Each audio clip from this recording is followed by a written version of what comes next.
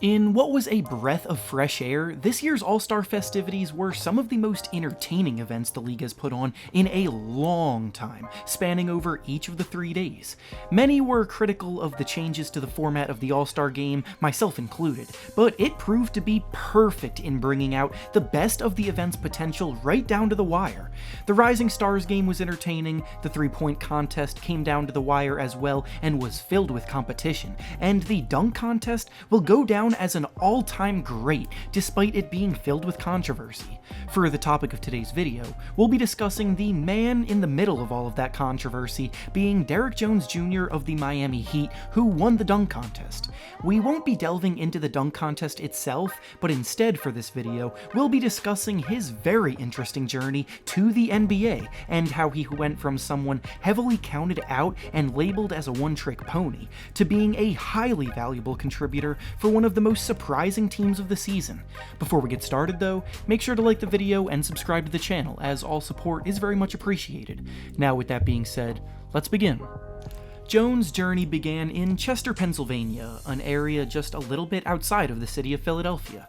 As he was growing up, basketball was a big part of his life from the very beginning, and he would often go play at the local park with his brothers and friends. He was the kind of kid who always dreamed of throwing down some high-flying dunks, and every chance he got, he would tell his friends that he would be a big-time dunker one day, to which many of his friends rolled their eyes and doubted. Jones worshipped Vince Carter growing up, and would go back and watch the 2000 dunk contest over and over again in awe of the jaw-dropping performance he put on in what is now known by many as one of the best dunk contests of all time.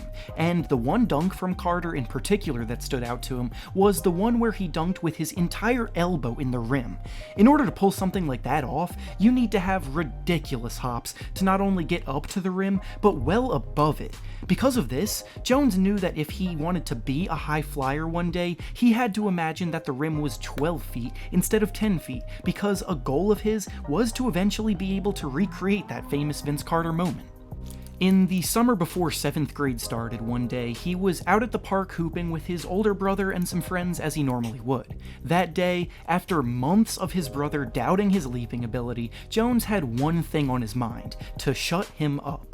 Nobody wants to hear you talk about what you can do on the court, they want to see it with their own eyes, and on this day, Jones got a fast break opportunity, leaped off one leg, and got just high enough to throw down a basic dunk. It wasn't anything special, but his brother gave him a little nod of appreciation, showing he earned his respect, and from that day on, Jones continued to soar higher and higher. He went on to play high school ball at Archbishop John Carroll in the Philadelphia Catholic League, and in his 4 years there, he established himself as one of the very best players in his class nationally. His athleticism was simply too much for opposing teams to handle, and when he had the opportunity to throw down a dunk, he took full advantage of it. In his senior season, he racked up all kinds of individual accolades, such as being named First Team All-League, Southeastern Pennsylvania Player of the Year, County Player of the Year, State Player of the Year, and he even finished his career as his school's all-time leading scorer. With all of this production, combined with the fact that he was one of, if not the best athlete in the class, Jones fully expected to be named a McDonald's All-American and get a chance to play for one of the top college basketball programs in the country. But for some reason, neither of those two opportunities presented themselves, and that happening always stuck around in the back of his head as fuel for motivation. He was told that he was too skinny and just a dunker, which for one is incredibly insulting to a player like Jones, and it's also a label that's incredibly tough to shake, so he had a lot of work ahead of himself if he wanted to make it to the big leagues one day, which he did. He was a 4-star recruit coming out of high school and was ranked the 30th best player in the recruiting class according to ESPN, and the teams that offered him a scholarship included Auburn, St. Joseph's, Temple, UConn, Villanova, and UNLV, and ultimately he committed to play for UNLV, but even this decision almost didn't happen.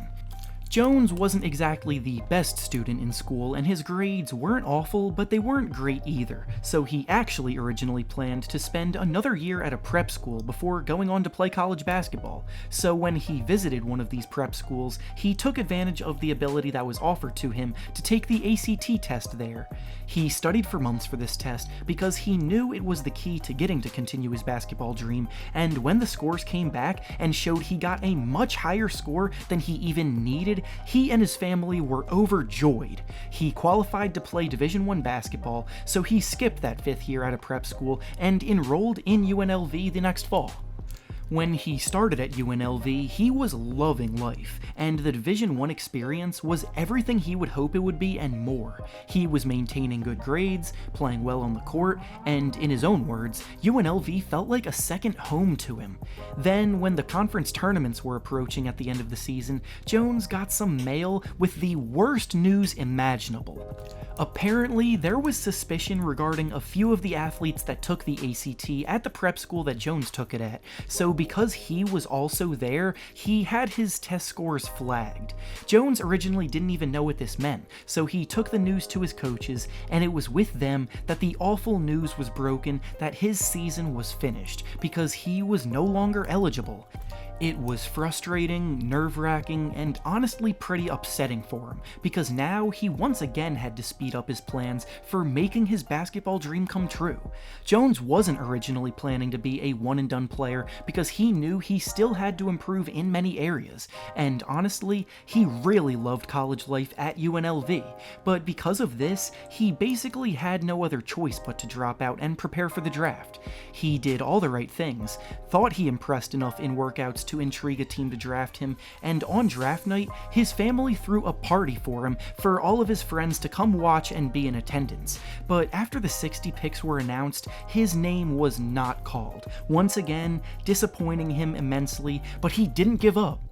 Despite going undrafted, he signed with the Sacramento Kings to play with their summer league team, but as has been a recurring theme on his journey, things didn't go to plan. He injured himself right before summer league started and didn't get to play at all, so now as an undrafted player with no summer league tape, he's further set up to fail, but still, he continued to push.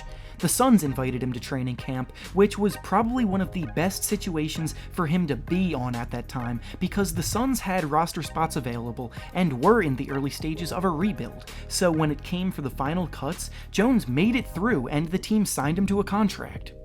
Despite everything going against him and the odds of success being virtually as low as possible, he made it. But now that he was there, he embraced everything that came with it and wanted to push himself even harder.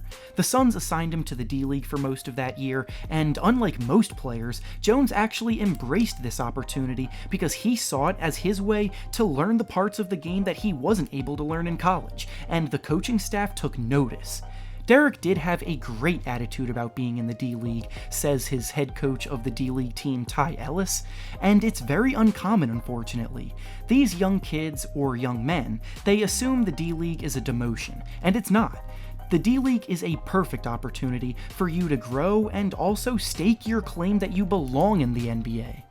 One moment that stuck out in particular to Coach Ellis came against a player named Briante Weber, who at the time was getting minutes in the NBA and is notably one of the fastest players in the league, so when he was having a good game, Jones actually requested to defend him, despite being a forward and Weber being a point guard, but when Ellis agreed, he watched Jones shut him down. It was from there that things really started to click that Jones could be a high-level defender in the NBA, and even earn for himself a big role on this side of the court. Because of his combination of size, quickness, length, and athleticism, he had all of the tools needed to succeed there.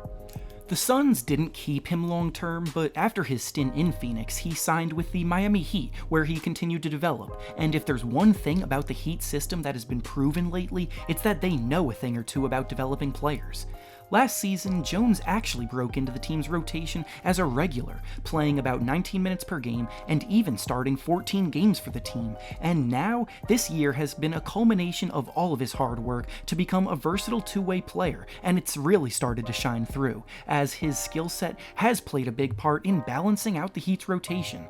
This year, he's scoring a career high in points at 8.7 per game, he's playing a career high in minutes at about 24 per game, and is averaging a career high in rebounds at 4.2 per game.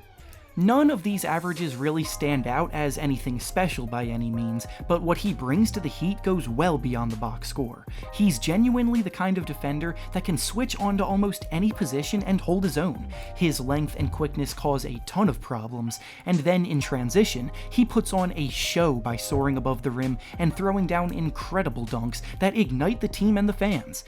After everything he's been through, having been labeled just a dunker and going undrafted, I'd say he's made out pretty well for himself, and seeing as he's still only 23 years old, he's still got an incredibly bright future in this league ahead of him. And with that being said, that's all I have for you today.